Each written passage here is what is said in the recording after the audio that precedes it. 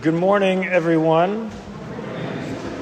A couple of weeks ago on Pascha Day itself, actually, after the Agape Vespers service here at the church, I drove to Walnut Creek to enjoy celebrations with my family.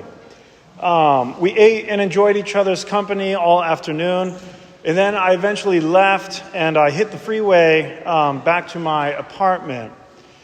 And as I was cruising down Highway 24, I noticed a car pull up right next to me out of my blind spot.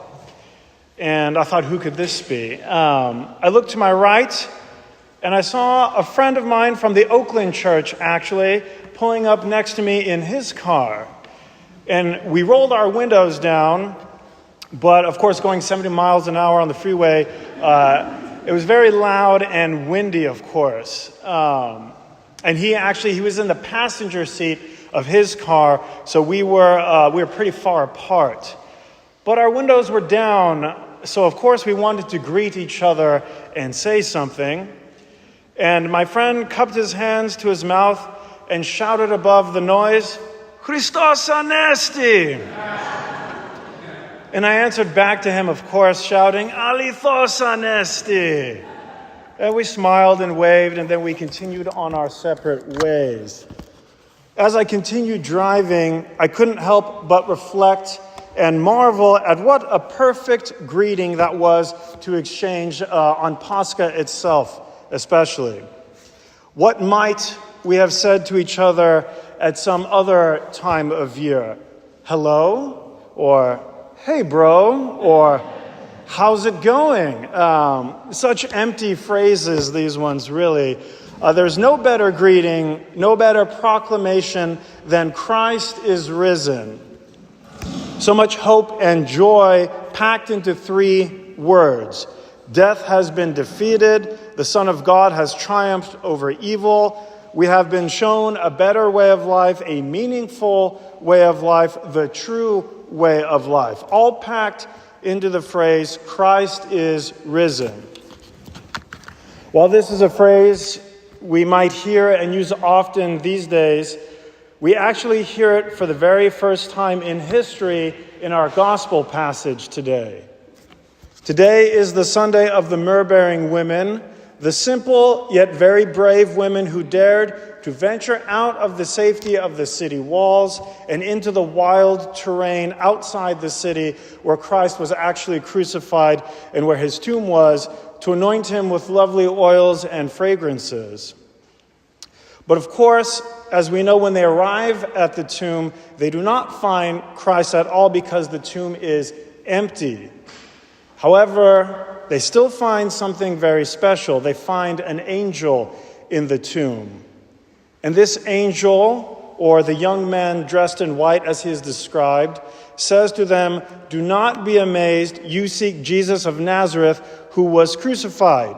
He has risen. He is not here. See the place where they laid him.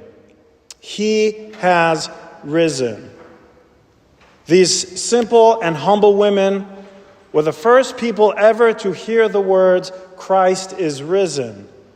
The words that will resound throughout the universe as long as it exists. Not St. Andrew, who was the first called to discipleship. Not St. Peter, who swore he would never deny the Lord. Not Saints James or John, who vowed willingness to drink of the same cup that Christ would. No, they had all hidden away, and they were paralyzed by their fear into inactivity. The holy myrrh-bearing women were granted this unique and blessed experience because in faith they ignored all worries and obstacles that existed for them getting to the tomb. Instead, they acted on their desire to show their love for Christ. And this is a powerful lesson here for all of us. All of us try to exercise our faith in Christ. But is it the fearless, trusting, unhesitating faith of the myrrh-bearing women? Too often, despite our good intentions, we might allow ourselves to be dissuaded or discouraged from expressing or acting out of the faith. We fear the cost of living as Christians, whether in actual financial terms or in terms of the time and energy and emotion it takes to offer ourselves to others out of love of Christ. We fear the danger of living as Christians. It always seems so much easier to go with the flow or to maintain societal norms. So much safer to do the same old things, the same old ways, even if it means passing up opportunities to make Christ come alive in our little corners of the world.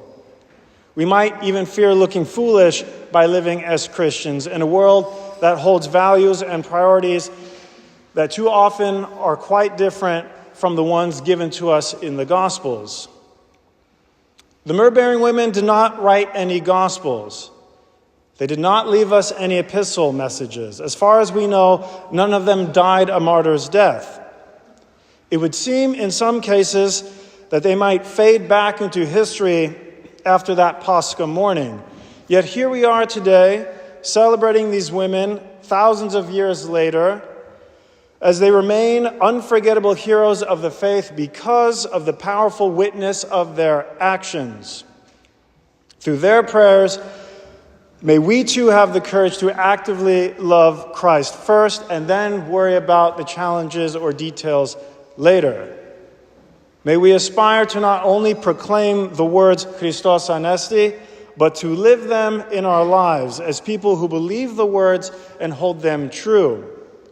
The myrrh-bearing women strongly loved Christ even after his horrible death. It seems they believed in him even before his resurrection. And they were blessed with an amazing experience because of this brightly burning faith that they had. Let us remember them today and let us emulate their examples to always love Christ first. Christos Anesti.